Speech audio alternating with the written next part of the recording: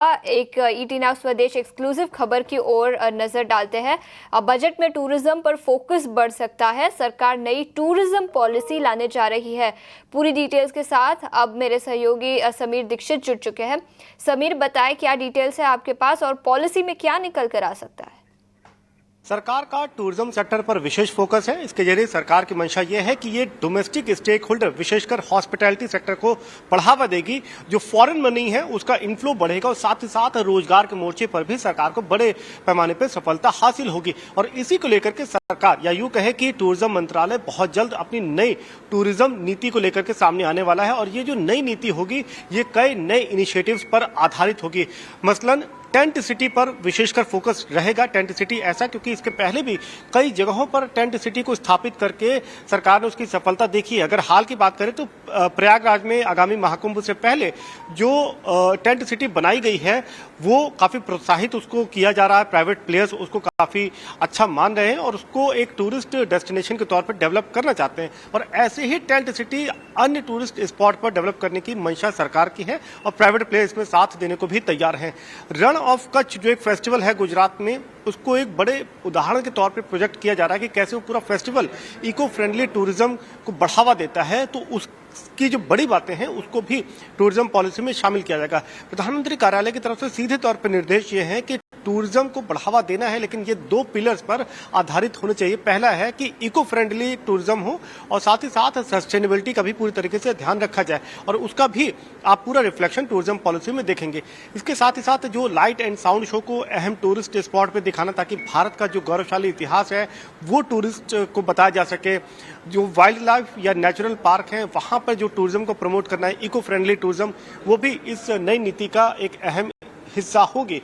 बता दें, जहां तक रही बजटरी एलोकेशन की बात, तो संभवतः 1000 करोड़ का बजटरी एलोकेशन इस नई नीति के तहत किया जा सकता है। हालांकि ये बजटरी एलोकेशन बढ़ाया भी जा सकता है। ये निर्भर करेगा कि राज्यों के पार्टिसिपेशन पे राज्य कितनी सहभागिता अपनी दिखाते हैं। और ये जो नई नीति है और टूरिज्म पे जो सरकार का फोकस है, ये आप आगामी बजट में भी इसका ऐलान होता हुआ देख सकते हैं। बजटरी एलोकेशन का ऐलान होता हुआ देख सकते हैं कि सरकार बजट में टूरिज्म पर विशेष फोकस बना सकती है। बजट में टूरिज्म पर विशेष फोकस बना सकती है। ये एक्सक्लूसिव डिटेल्स के साथ जुड़ने के लिए समीर, बहुत बहुत शुक्रिया। इसी नोट पर हम दो स्टॉक्स पर नजर डालेंगे। एक है IRCTC और दूसरा है IHCL यानी इंडियन होटल। सबसे पहले IRCTC, जहां पर 2.5% की तेजी आज के ट्रेडिंग सेशन में दिखी है। कुणाल, क्या राय होगी इस स्टॉक पर?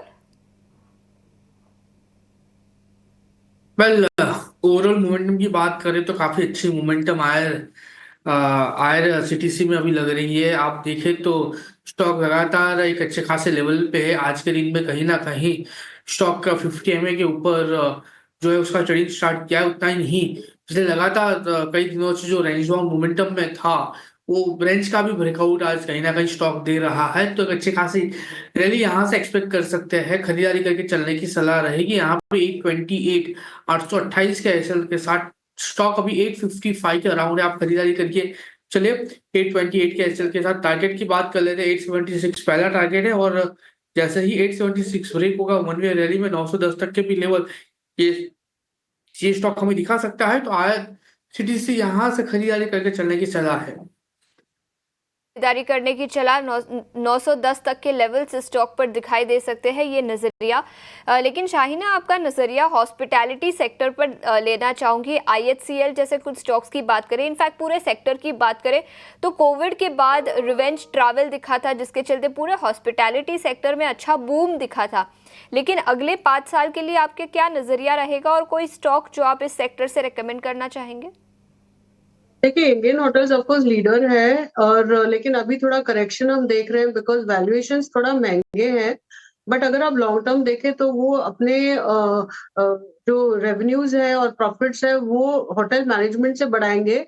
तो काफी, if you holding long term, Indian hotels अच्छा है।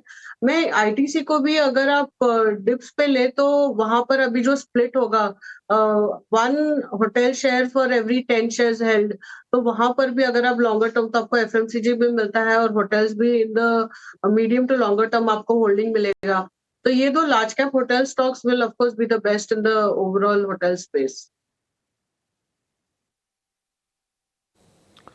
ठीक है।